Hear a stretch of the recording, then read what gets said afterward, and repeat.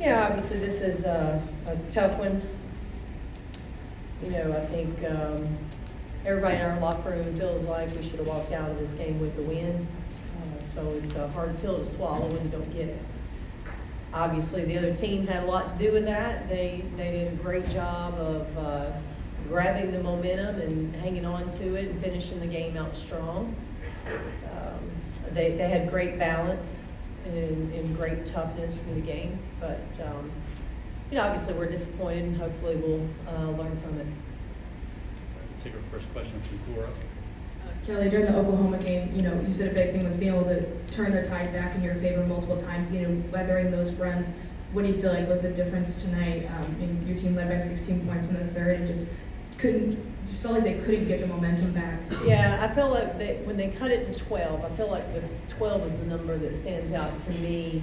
I thought we got tight, and we stopped playing freely. We stopped playing fearless, and you know, tried not to make mistakes. And that's not a great way to play basketball. And at the same time, you know, I thought Notre Dame was making plays, utilizing their balance and their physicality in the paint. Go next to Madeline, followed by Casey, Jack.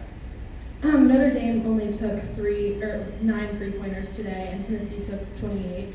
How did you feel about the team's shot selection today, and how did you adjust to Notre Dame's shot selection? Sorry.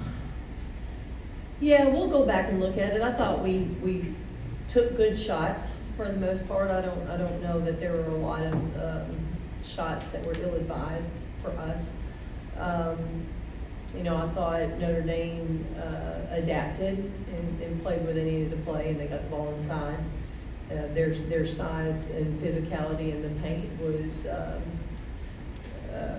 really good for them. Casey.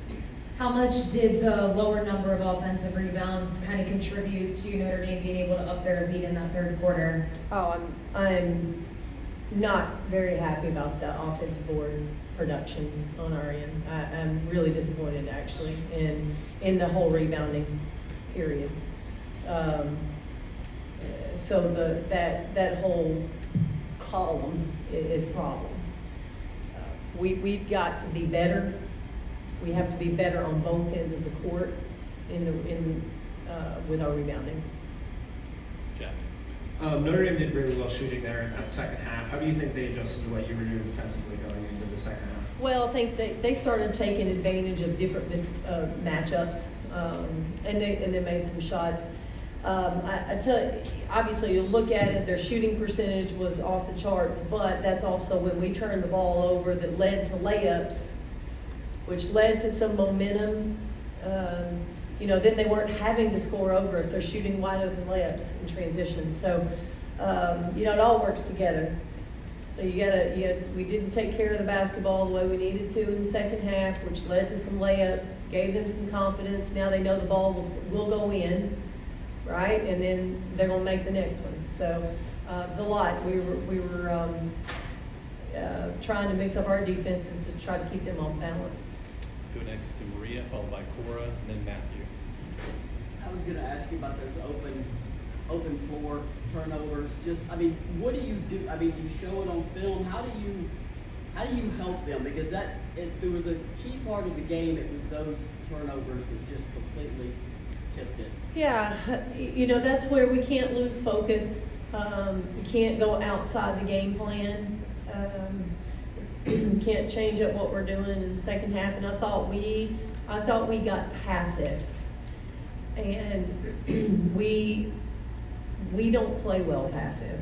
I think when we're more aggressive, we take care of the basketball a little bit better. And so we'll definitely talk about the pace, our aggressiveness versus being passive, and then also just the technical execution. I mean, the decision making and the execution of those plays. You know, you gotta take care of it. Cora, Matthew, and then Casey. I felt like Caroline started off the game really well, was having some success in the second. I know Notre Dame started going with 3 bigs in the second half, but you know, why do you feel like the team struggled to get her, you know, inside touches and more looks when she was really, you know, having her way on one-on-ones? Yeah, I thought we missed our post several times. I thought we had some post ups. Our spacing, we lost a little bit of spacing there in the second half. But I think, again, sometimes when you get tight, you're afraid to make a mistake. You're almost afraid to make a pass, and so we missed them several times. And that's where you've got to just open up and play basketball. So that'll be something we continue to talk about. Go next to Matthew, followed by Casey, and then John. Destiny really played the role of a Swiss Army knife tonight, an intangibles player. What have you liked about her improvement, both on the stat sheet and off? Yeah, I think, she's, every game, every practice, she's getting more comfortable. She sees the floor really well. She changes her speed really well offensively, and she can make shots. I know she didn't make a three tonight, but she can also score. So I think for her, just being more comfortable is just, you're just going to be able to see her and what she can do. She's really talented. There's no doubt about it. Casey. From a composure standpoint, it seemed like Jasmine Powell kind of filled that role a little bit tonight. When you look at her, it just kind of seemed like she had straight face the whole time. Do you feel like she's kind of stepped up into that more with the absence of Rakia at all? Yeah, I think Jasmine is the player that the team really looks to right now in tough moments, in adverse moments, and she's been pretty consistent.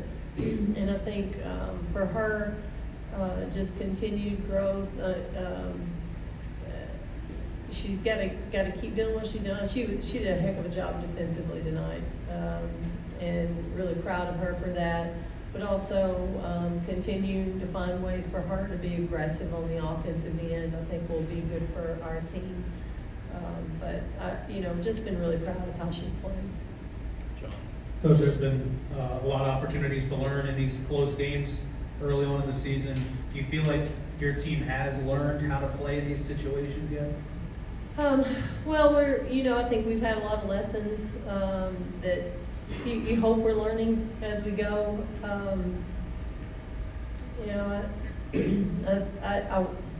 I want them to be a better basketball team at the end of it.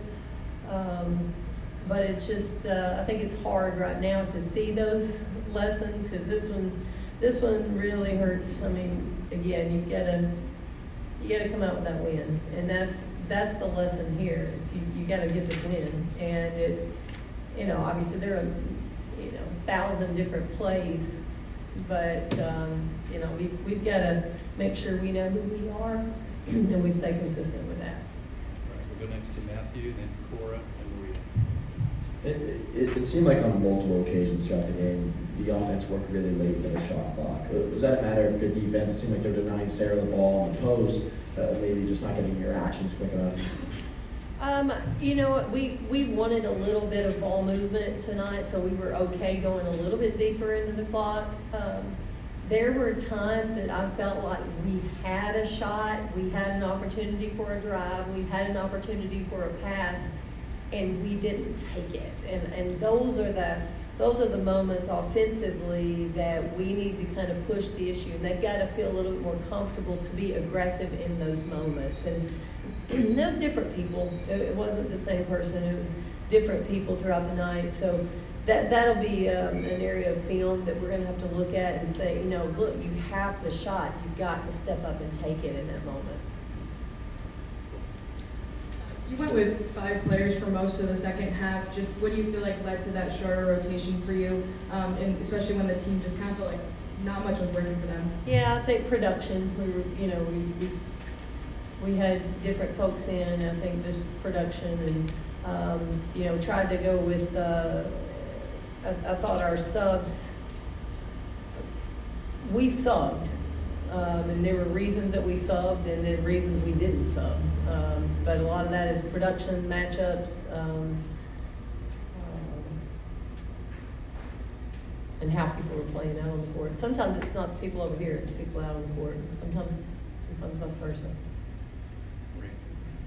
they don't get any easier, of course. Ohio State arrives Sunday, so, I mean, what's your approach with the team after this? I mean, you can't dwell on a loss in November, but what's your approach to get them turned back around for that game? Yeah, well, I didn't really worry about the next one when I was in the locker room, you know, it was just, we talked a lot about the rebounding and, you know, the toughness piece that we were missing to get the win, because you do those two things, you win the game.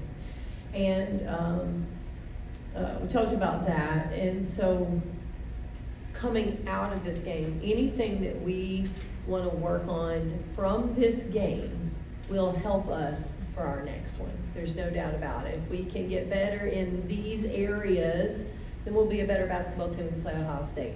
Obviously, at some point this week, we have to focus on our opponent. We have to focus on what we're going to see over the weekend. So I think we've got enough time to do both, really, to go out and practice and really work on the things that we need to work on from this game, and then have enough practice time left to be able to work on specifically Ohio State. Right, we'll close out with Cora. Team had 9 assists in the first half, only 4 in the second. Is it a concern for you that it was kind of like a struggle the whole second half? It wasn't just a quarter, and they could kind of rebound from that and you know, get back into a better offensive flow in the second half at some point? Well, yeah, you know, obviously, we'd like to score a little bit more there in the second half. Pretty even, I think 16 and 16 in the third and fourth. I thought it started with our pace, and our pace was just, again, I'll go back, I feel like I'm saying the same thing, and I apologize to you guys, but we were just too passive. I mean, you just can't play passive. There's times that we don't want to maybe shoot quick, but that doesn't mean you are passive. And that's where we have to go back and watch. Here's the production and here's not. Part of that also was getting stops. I mean, it is easier to run when you're getting stops, and we didn't do that as well in the second half either. Thank you.